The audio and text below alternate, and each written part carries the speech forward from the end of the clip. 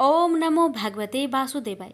प्यारे भक्तों, आज आप सभी श्रवण करेंगे कामिका एकादशी व्रत की पारण की कथा। धार्मिक ग्रंथों के अनुसार एकादशी व्रत को समाप्त करने को पारण कहते हैं। एकादशी व्रत के अगले दिन सूर्योदय के बाद पारण किया जाता है।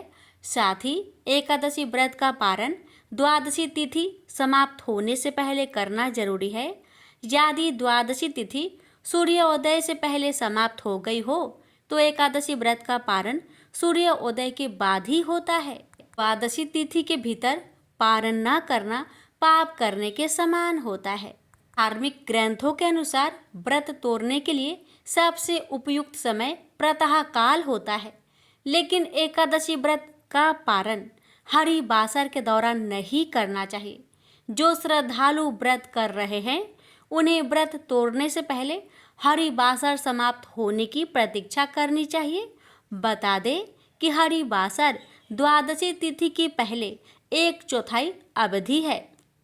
इसके अलावा व्रत करने वाले श्रद्धालु को मध्याह्न के दौरान व्रत तोड़ने से बचना चाहिए। कुछ कारणों की वजह से अगर कोई प्रातःकाल पारण करने में सक्षम नहीं है उसे मध्याह्न के बाद पारण करना चाहिए। तो आइए भक्तों, हम जानते हैं कामिका एकादशी व्रत के पारण के मुहूर्त के बारे में। फिर श्रवण करेंगे एकादशी व्रत की पारण की कथा। कामिका एकादशी व्रत पारण मुहूर्त। कामिका एकादशी व्रत का पारण 1 अगस्त 2024 को किया जाएगा। इस दिन व्रत पारण का शुभ मुहूर्त सुबह 5:42 बजे से सुबह 8:24 बजे तक का रहेगा। अब श्रवण करेंगे कामिका एकादशी व्रत पारण की कथा। पहले श्रवण करेंगे माँ तुलसी की कथा, फिर श्रवण करेंगे माँ लक्ष्मी की कथा और अंत में श्रवण करेंगे विष्णु भगवान की कथा। कहते हैं पारण के दिन इन कथाओं को श्रवण करने से व्रत का पूर्ण फल प्राप्त होता है, अन्यथा व्रत का पूर्ण फल प्राप्त नहीं होता। इसलिए कथा को बड़े ही श्रद्धा से पूरा अवश्य सुनिएगा। प्रेम से बोलिए जय श्री हरि। कथा तुलसी से जुड़ी एक कथा बहुत प्रचलित है। श्रीमद् देवी भागवत पुराण में इनके अवतरण की दिव्य लीला कथा भी बनाई गई है। एक बार शिव ने अपने तेज को समुद्र में फेंक दिया था। उससे एक महातेजस्वी बालक ने जन्म लिया। यह बालक आगे चलकर जालांधर के नाम से पराक्रमी दैत्य राजा बना। इसकी राजधानी का नाम जालांधर नगरी था। दैत्यराज काल नेमि की कन्या वृंदा का विवाह जालंधर से हुआ। जालंधर महाराक्षस था। अपनी सत्ता के मद में चूर उसने माता लक्ष्मी को पाने की कामना से युद्ध किया, परंतु समुद्र से ही उत्पन्न होने के कारण माता लक्ष्मी ने उसे अपने भाई के रूप में स्वीकार किया।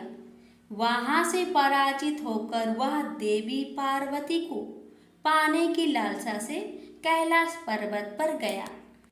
भगवान देवाधिदेव शिव का ही रूप धरकर माता पार्वती के समीप गया, परंतु मां ने अपने योग बल से उसे तुरंत पहचान लिया तथा वहां से अंतर ध्यान हो गई। देवी पार्वती ने क्रोध होकर सारा वृत्तांत भगवान विष्णु को सुनाया।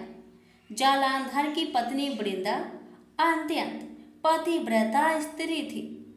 उसी के पतिव्रत धर्म की शक्ति से जालांधर ना तो मारा जाता था और ना ही पराजित होता था। इसलिए जालांधर का नाश करने के लिए वृंदा के पतिव्रत धर्म को भंग करना बहुत जरूरी था। इसी कारण भगवान विष्णु ऋषि का भेष धारण कर वन में जा पहुँचे, जहाँ वृंदा अकेली भ्रमण कर रही थी। भगवान के साथ 2 मायावी राक्षस भी थे, जिन्हें देखकर वृंदा भयभीत हो गई। ऋषि ने वृंदा के सामने पल में दोनों को भस्म कर दिया। उनकी शक्ति देखकर वृंदा ने कैलाश पर्वत पर महादेव के साथ युद्ध कर रहे अपने पति जालंधर के बारे में पूछा। ऋषि ने अपनी माया जाल से 2 बानर प्रकट किए। एक बानर के हाथ में जालंधर का सिर था तथा दूसरे के हाथ में धर। अपने पति की यह दशा देखकर वृंदा मूर्छित होकर गिर पड़ी। होश में आने पर उन्होंने ऋषि रूपी भगवान विष्णु से विनती की कि वह उसके पति को जीवित करे। भगवान ने अपनी माया से पुनः जालंधर का सिर धड़ से जोड़ दिया, परंतु स्वयं भी वह उसी शरीर में प्रवेश कर गए। वृंदा को इस छल का जरा आभास न हुआ। जालंधर बने भगवान के साथ वृंदा पतिव्रता का व्यवहार करने लगी, जिससे उसका अस्तित्व भंग हो गया। ऐसे होते ही वृंदा का पति जालंधर युद्ध में हार गया। इस सारी लीला का जब वृंदा को पता चला तो उसने क्रोध होकर भगवान विष्णु को शीला होने का श्राप दे दिया तथा स्वयं सती हो गई। जहाँ वृंदा भस्म हुई वहाँ तुलसी का पौधा उगा। भगवान विष्णु ने वृंदा से कहा, हे वृंदा, तुम अपने अस्तित्व के कारण मुझे लक्ष्मी से भी अधिक प्रिय हो गई हो। अब तुम तुलसी के रूप में सदा मेरे साथ रहोगी। जो मनुष्य भी मेरे शालिग्राम रूप के साथ तुलसी का विवाह करेगा उसे इस लोक और परलोक में विपुल यश प्राप्त होगा। जिस घर में तुलसी होती है वहाँ यम के दूत भी असमय नहीं जा सकते। गंगा व नर्मदा के जल में स्नान तथा तुलसी का पूजन बराबर माना जाता है। चाहे मनुष्य कितना भी पापी क्यों न हो, मृत्यु के समय जिसके प्राण मंजरी रहित तुलसी और गंगा जल मुख में रखकर निकल जाते हैं, वह पापों से मुक्त होकर बैकुंठ धाम को प्राप्त होता है। जो मनुष्य तुलसी व आंवले की छाया में अपने पितरों का श्राद्ध करता है, उसके पितर मोक्ष को प्राप्त हो जाते हैं। उसी दैत्य जालंधर की यह भूमि जालंधर नाम से विख्यात है। सती वृंदा का मंदिर मोहल्ला कोट किशनचंद में स्थित है। कहते हैं इस स्थान पर एक प्राचीन गुफा थी जो सीधी हरिद्वार तक जाती थी। प्रेम से बोलिए जय श्री हरि। तुलसी मैया की जय, लक्ष्मी नारायण की जय। एक बार भगवान नारायण लक्ष्मी जी से बोले, लोगों में कितनी भक्ति बढ़ गई है, सब नारायण नारायण कहते हैं। तो लक्ष्मी जी बोली, आपको पाने के लिए नहीं, मेरे को पाने के लिए भक्ति बढ़ गई है। तो भगवान बोले, लोग लक्ष्मी लक्ष्मी ऐसा जब थोड़ी ना करते हैं। तो माता लक्ष्मी बोली कि विश्वास ना हो तो परीक्षा हो जाए। भगवान नारायण एक गांव में ब्राह्मण का रूप लेकर गए। एक घर का दरवाजा खटखटाया। घर के यजमान ने दरवाजा खोलकर पूछा, कहाँ के हैं आप? तो भगवान बोले, हम तुम्हारे नगर में भगवान का कथा कीर्तन करना चाहते हैं। यजमान बोला, ठीक है महाराज, जब तक कथा होगी आप मेरे घर में रहना। गांव के कुछ लोग इकट्ठा होके सब तैयारी कर दी। पहले दिन कुछ लोग आए, अब भगवान स्वयं कथा करते तो गलती बढ़ी। 2 रे 3 रे दिन और भी भीड़ हो गई। भगवान खुश हो गए कि कितनी भक्ति है लोगों में। लक्ष्मी माता ने सोचा, अब जाने जैसा है। लक्ष्मी माता ने बूढ़ी माता का रूप लिया और उस नगर पहुंची। एक महिला ताला बंद करके कथा में जा रही थी कि माता पहुंची। बोली, बेटी जरा पानी पिला दे। तो वो महिला बोली, माता जी 3:30 बजे हैं, मेरे को प्रवचन में जाना है। लक्ष्मी माता बोली, पिला दे बेटी थोड़ा पानी, बहुत प्यास लगी है। तो वो महिला लोटा भर के पानी लाई। माता ने पानी पिया और लोटा लौटाया तो सोने का हो गया था। महिला अचंभित हो गई कि लोटा था स्टील का और वापस लिया तो सोने का। कैसी चमत्कारी माता जी हैं। अब तो वो महिला हाथ जोड़ी करने लगी कि माता जी आपको भूख लगी होगी, खाना भी खा लीजिए। ये सोच के कि खाना खाएगी तो थाली भी कटोरी भी सोने की हो जाए। माता लक्ष्मी बोली, तुम जा बेटी, तेरा टाइम हो गया है। वो महिला प्रवचन में आई तो सही, लेकिन आसपास की महिलाओं को सारी बात बताई। अब महिलाएं को बात सुनकर चालू सत्संग में से उठ के गई। दूसरे दिन से कथा में लोगों की संख्या कम हो गई। तो भगवान ने पूछा कि लोगों की संख्या कैसे कम हो गई। किसी ने कहा, एक चमत्कारी माताजी आई हैं नगर में, जिसके घर दूध पीती तो गिलास सोने का हो जाता, थाली में रोटी सब्जी खाती तो थाली सोने की हो जाती। उसके कारण लोग प्रवचन में नहीं आते। भगवान नारायण समझ गए कि लक्ष्मी जी का आगमन हो चुका है। इतनी बात सुनते ही देखा कि जो यजमान सेठ जी थे वो भी उठ खड़े हुए और खिसक गए। पहुंचे माता लक्ष्मी जी के पास, बोले, माता मैं तो भगवान की कथा का आयोजन करता और लक्ष्मी जी माता आपने मेरे घर को छोड़ दिया। माता जी बोली, तुम्हारे घर तो मैं सबसे पहले आने वाली थी, लेकिन तुम्हारे घर में जिस कथाकार को ठहराया है ना, वो चला जाए तो मैं अभी आऊं। सेठ जी बोला, बस इतनी सी बात, अभी उनको धर्मशाला में कमरा दिलवा देता हूँ। जैसे ही महाराज कथा करके घर आए तो सेठ जी बोला, महाराज बिस्तरा बांधो, आपकी व्यवस्था धर्मशाला में कर दी है। महाराज बोले, अभी 2-3 दिन बचे हैं कथा के, यही रहने दो।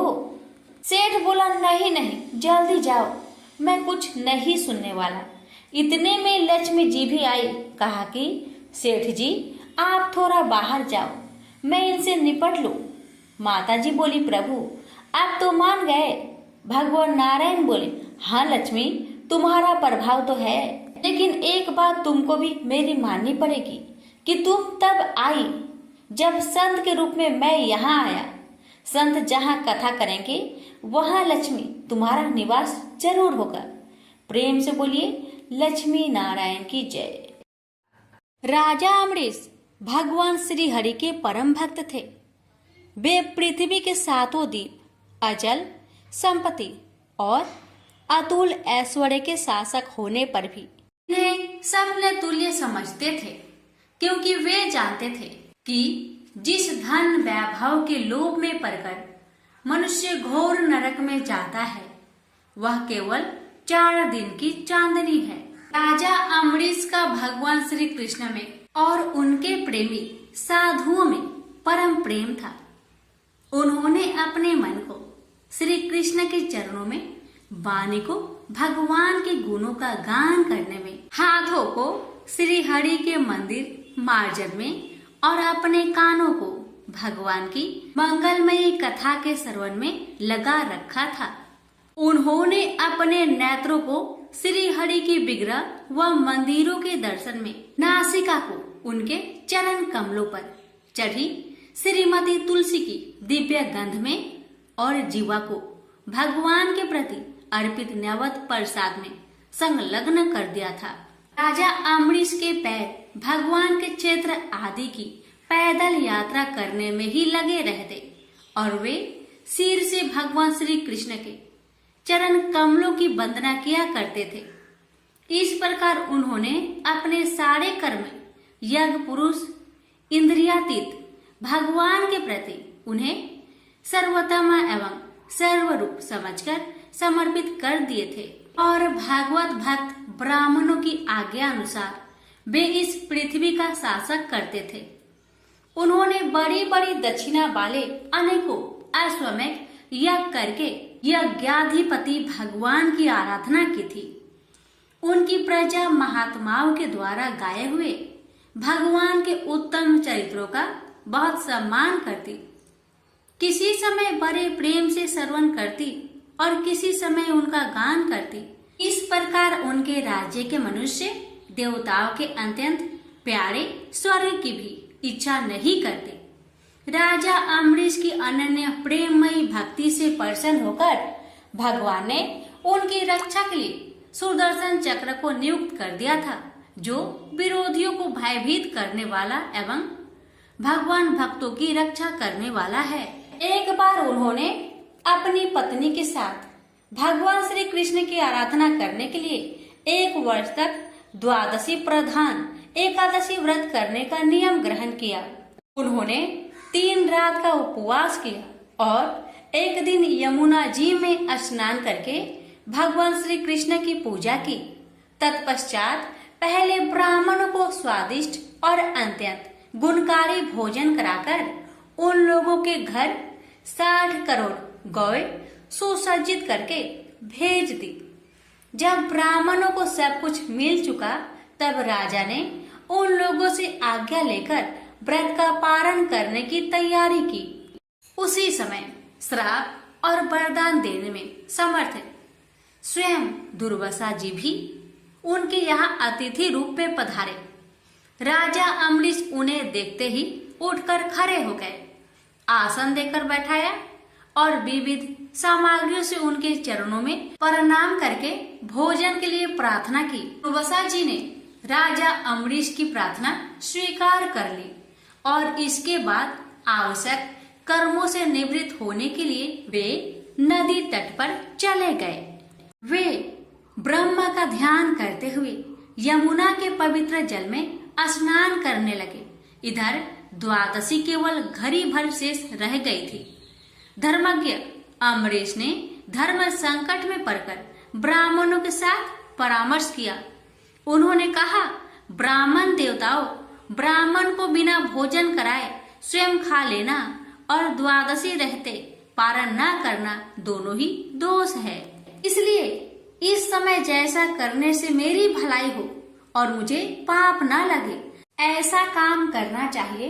तब ब्राह्मणों के साथ विचार करके उन्होंने कहा, ब्राह्मणों, श्रुतियों में ऐसा कहा गया है कि जल पी लेना भोजन करना भी है, नहीं भी करना है। इसलिए इस समय केवल जल से पारण किए लेता हूँ। ऐसा निश्चय करके मन ही मन भगवान का चिंतन करते हुए राजश्री अम्बरीश ने जल पी लिया और फिर दुर्वासा जी के आने की राह देखने लगे। दुर्वासा जी आवश्यक कर्मों से निवृत्त होकर यमुना तट से लौट आए। जब राजा ने आगे बढ़कर उनका अभिनंदन किया, तब उन्होंने अनुमान से ही समझ लिया कि राजा ने पारण कर लिया है। उस समय दुर्वासा जी बहुत भूखे थे। वे क्रोध से थर थर कांपने लगे। उन्होंने हाथ जोड़कर खड़े अम्बरीश से डट कर कहा, आओ देखो तो सही, यह कितना क्रूर है। यह धन के मद में मतवाला हो रहा है। भगवान की भक्ति तो इसे छू तक नहीं गई और यह अपने को बड़ा समर्थ मानता है। आज इसने धर्म का उल्लंघन करके बड़ा अन्याय किया है। मैं इसका अतिथि होकर आया हूँ, किंतु फिर भी मुझे खिलाए बिना ही इसने खा लिया। अच्छा देख, तुझे अभी इसका फल चखाता हूँ। यो कहते कहते वे क्रोध से जल उठे। उन्होंने अपनी एक जटा उखाड़ी और उससे अम्बरीश को मार डालने के लिए एक कृत्या राक्षसी उत्पन्न की। वह आग के समान जलती हुई हाथ में तलवार लेकर राजा अम्बरीश पर टूट पड़ी। परम पुरुष परमात्मा ने अपने सेवक की रक्षा के लिए पहले से ही सुदर्शन चक्र को नियुक्त कर रखा था। जैसे आग क्रोध से गुर्राते हुए सांप को भस्म कर देती है, वैसे ही चक्र ने दुर्वासा जी की कृत्या को जलाकर ढेर कर दिया। जब दुर्वासा जी ने देखा कि मेरी बनाई हुई कृत्या तो जल रही है और चक्र मेरी ओर आ रहा है, तब वे भयभीत हो अपने प्राण बचाने के लिए जी छोड़कर एकाएक भाग निकले। जैसे ऊंची ऊंची लपटों वाला दवानल सांप के पीछे दौड़ता है, वैसे ही भगवान का चक्र तो मेरे पीछे लग गया है। तब दुर्वासा जी दिशा, आकाश, पृथ्वी, अतल, वितल आदि नीचे के लोक, समुद्र, लोकपाल और उनके द्वारा सुरक्षित लोक एवं स्वर्ग तक में गए। परंतु जहां जहां वे गए वहीं वहीं उन्होंने असहा तेज वाले सुदर्शन चक्र को अपने पीछे लगा देखा। जब उन्हें कहीं भी कोई रक्षक न मिला तब वे तो डर गए। अपने प्राण बचाने के लिए वे देव शिरोमणि ब्रह्मा जी के पास गए और बोले, ब्रह्मा जी आप स्वयंभू हैं, भगवान के इस तेजोमयी चक्र से मेरी रक्षा कीजिए।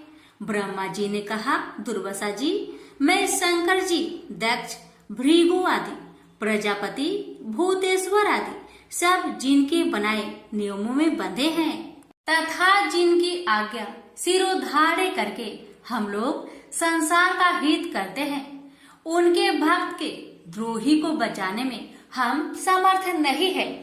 जब ब्रह्मा जी ने इस प्रकार दुर्वासा को निराश कर दिया तब भगवान के चक्र से संतप्त होकर वे कैलाशवासी भगवान शंकर की शरण में गए।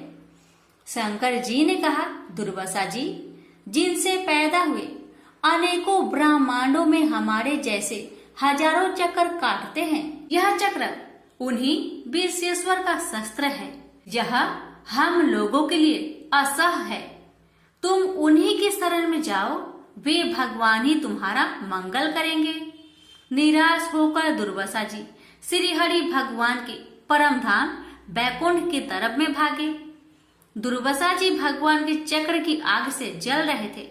वे भगवान के चरणों में गिर पड़े। उन्होंने कहा, हे अच्युत्य, हे अनंत, आप संतों के एकमात्र इच्छित है। प्रभु संपूर्ण जगत के जीवन दाता, मैं अपराधी हूँ, आप मेरी रक्षा कीजिए। आपका परम प्रभाव न जानने के कारण ही मैंने आपके प्यारे भक्त का अपराध किया है। प्रभु आप मुझे बचाइए। श्री भगवान ने कहा, दुर्वासा जी मैं सर्वथा भक्तों के अधीन हूँ, मुझ में तनिक भी स्वतंत्रता नहीं है। जो भक्त स्त्री, पुत्र, गृह, गुरुजन, प्राण, धन, इहलोक और परलोक सबको छोड़कर केवल मेरी शरण में आ गए हैं, उन्हें छोड़ने का संकल्प भी मैं कैसे कर सकता हूँ। इसमें संदेह नहीं कि ब्राह्मणों के लिए तपस्या और विद्या परम कल्याण के साधन है, परंतु यदि ब्राह्मण उद्दंड और अन्यायी हो जाए तो वे ही दोनों उल्टा फल देने लगते हैं। दुर्वासा जी सुनिए, मैं आपको एक उपाय बताता हूँ जिसका अनिष्ट करने से आपको इस विपत्ति में आना पड़ा है। आप उसी के पास जाइए, उनसे क्षमा मांगिए, तब आपको शांति मिलेगी। सुदर्शन चक्र की ज्वाला से जलते हुए दुर्वासा लौटकर राजा अम्बरीश के पास आए और उन्होंने अत्यंत दुखी होकर राजा के पैर पकड़ लिए। दुर्वासा जी की यह चेष्टा देखकर और उनके चरण पकड़ने से लज्जित होकर राजा अम्बरीश भगवान के चक्र की स्तुति करने लगे। अम्बरीश ने कहा, प्रभु सुदर्शन आप अग्नि स्वरूप है, भगवान के प्यारे हजार दांत वाले चक्र देवा, मैं आपको नमस्कार करता हूँ। समस्त अस्त्र शस्त्रों को नष्ट कर देने वाले एवं पृथ्वी के रक्षक, आप इन ब्राह्मण की रक्षा कीजिए। आप कृपा करके हमारे कुल के भाग्योदय के लिए दुर्वासा जी का कल्याण कीजिए। हमारे ऊपर यह आपका महान अनुग्रह होगा। यदि मैंने कुछ भी दान किया हो या किया हो अथवा अपने धर्म का पालन किया हो, यदि हमारे वंश के लोग ब्राह्मणों को ही अपना आराध्य देव समझते रहे हो तो दुर्वासा जी की जलन मिट जाए। भगवान समस्त गुणों के एकमात्र आश्रय स्थल है। यदि मैंने समस्त प्राणियों की आत्मा के रूप में उन्हें देखा हो और वे मुझ पर प्रसन्न हो तो दुर्वासा जी का हृदय की सारी जलन मिट जाए। अब राजा अम्बरीश ने दुर्वासा जी को सब ओर से जलाने वाले भगवान के सुदर्शन चक्र की इस प्रकार स्तुति की। तब उनका प्रार्थना से चक्र शांत हो गया। जब दुर्वासा चक्र की आग से मुक्त हो गए और उनका चित्त स्वस्थ हो गया, तब वे राजा अम्बरीश को अनेकानेक उत्तम आशीर्वाद देते हुए उनकी प्रशंसा करने लगे। दुर्वासा जी ने कहा, धन्य है, आज मैंने भगवान के प्रेमी भक्त का महत्व देखा। राजन, मैंने आपका अपराध किया, फिर भी आप मेरे लिए मंगल कामना ही कर रहे हैं। महाराज अम्बरीश, आपका हृदय करुणा भाव से परिपूर्ण है। आपने मेरे ऊपर महान अनुग्रह किया। अहो, आपने मेरे अपराध भुलाकर मेरी रक्षा की है। जब से दुर्वासा जी चक्र से जीवन रक्षा के लिए भाग रहे थे, तब से राजा अम्बरीश ने भोजन नहीं किया था। वे दुर्वासा जी के लौटने की राह देख रहे थे। अब उन्होंने दुर्वासा जी के चरण पकड़ लिए और उन्हें प्रसन्न करके विधि पूर्वक भोजन कराया। दुर्वासा जी ने बहुत ही संतुष्ट होकर राजा अम्बरीश के गुणों की प्रशंसा की और उनके बाद उनसे अनुमति लेकर आकाश मार्ग से प्रस्थान किया। जब सुदर्शन चक्र से भयभीत होकर दुर्वासा जी भाग रहे थे, तब से लेकर उनके लौटने तक 1 वर्ष का समय बीत गया था। इतने दिनों तक राजा अम्बरीश उनके दर्शन की आकांक्षा से केवल जल पीकर रहे। दुर्वासा जी के जाने के बाद उनके भोजन से बचे हुए अत्यंत पवित्र अन्न को राजा ने सपरिवार ग्रहण किया। कुछ वर्ष बीतने पर राजा अम्बरीश ने अपने ही समान भक्त पुत्र पर राज्य का भार छोड़ दिया और स्वयं वन में चले गए। वहां वे बड़ी धीरता के साथ आत्म स्वरूप भगवान में अपना मन लगाकर गुणों के प्रवाह रूपी संसार से मुक्त हो गए। प्रेम से बोलिए, लक्ष्मी नारायण की जय।